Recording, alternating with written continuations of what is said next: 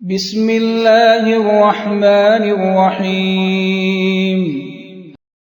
شروع اللہ کے نام سے جو بڑا مہربان نہایت رحم والا ہے۔ أَلَمْ تَرَ إِلَى الَّذِينَ خَرَجُوا مِن دِيَارِهِمْ وَهُمْ أُلُوفٌ حَذَرَ الْمَوْتِ فَقَالَ لَهُمُ اللَّهُ مُوتُوا ثُمَّ أَحْيَاهُمْ إِنَّ اللَّهَ لَذُو فَضْلٍ عَلَى النَّاسِ وَلَكِنَّ أَكْثَرَ النَّاسِ لَا يَشْكُرُونَ۔ بھلا تم نے ان لوگوں کو نہیں دیکھا جو شمار میں ہزاروں ہی تھے اور موت کے ڈر سے اپنے گھروں سے نکل بھاگے تھے، تو خدا نے ان کو حکم دیا کہ مر جاؤ، پھر ان کو زندہ بھی کر دیا۔ کچھ شک نہیں کہ خدا لوگوں پر مہربانی رکھتا ہے، لیکن اکثر لوگ شکر نہیں کرتے۔ وَقَاتِلُوا فِي سَبِيلِ اللَّهِ وَاعْلَمُوا أَنَّ اللَّهَ سَمِيعٌ عَلِيمٌ۔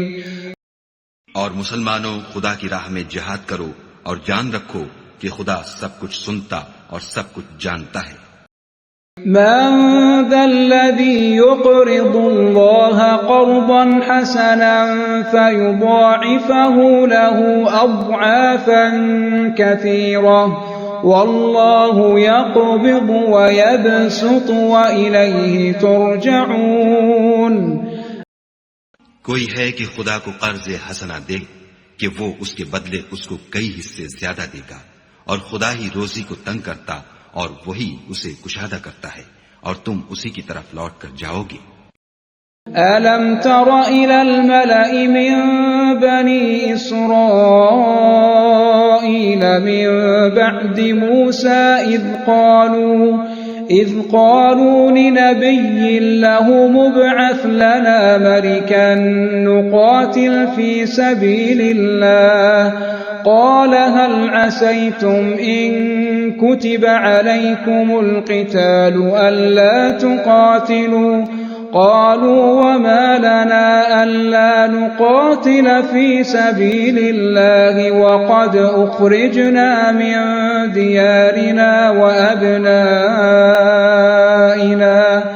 فلما كتب عليهم القتال تولوا إلا قليلا منهم والله عليم بالظالمين۔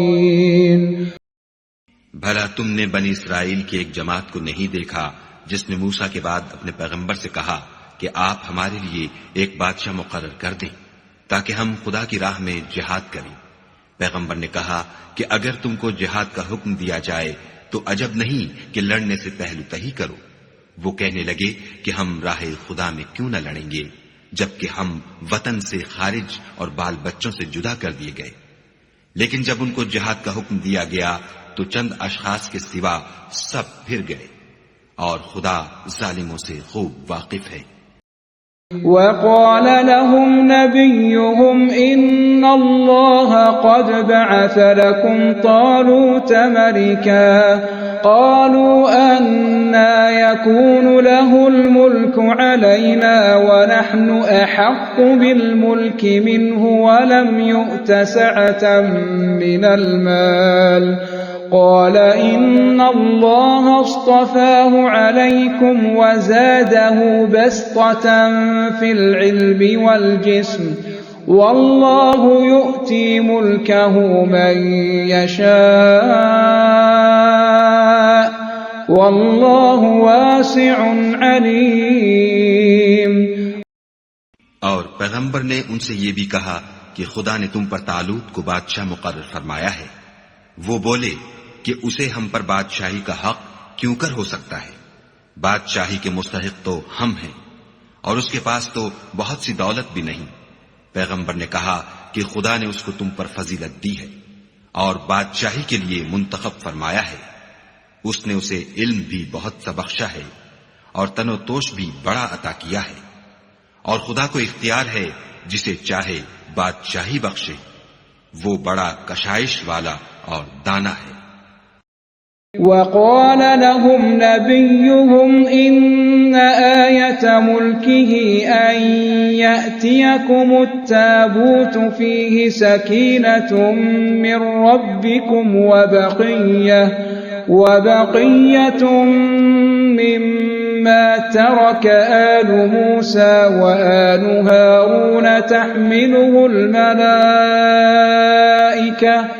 إن في ذلك لآية لكم إن كنتم مؤمنين. اور پیغمبر نے ان سے کہا کہ ان کی بادشاہی کی نشانی یہ ہے کہ تمہارے پاس ایک صندوق آئے گا جس کو فرشتے اٹھائے ہوئے ہوں گے. اس میں تمہارے پروردگار کی طرف سے تسلی بخشنے والی چیز ہوگی اور کچھ اور چیزیں بھی ہوں گی جو موسیٰ اور ہارون چھوڑ گئے تھے. اگر تم ایمان رکھتے ہو تو یہ تمہارے لیے ایک بڑی نشانی ہے.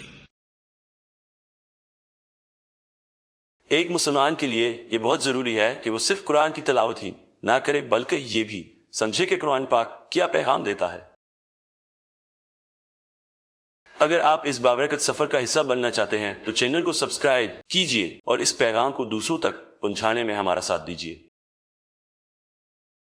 قرآن پاک کی مکمل تلاوت بما ترجمہ سننے کے لیے ہماری مکمل پلے لسٹ موجود ہے جس کا لنک اوپر دیا گیا ہے.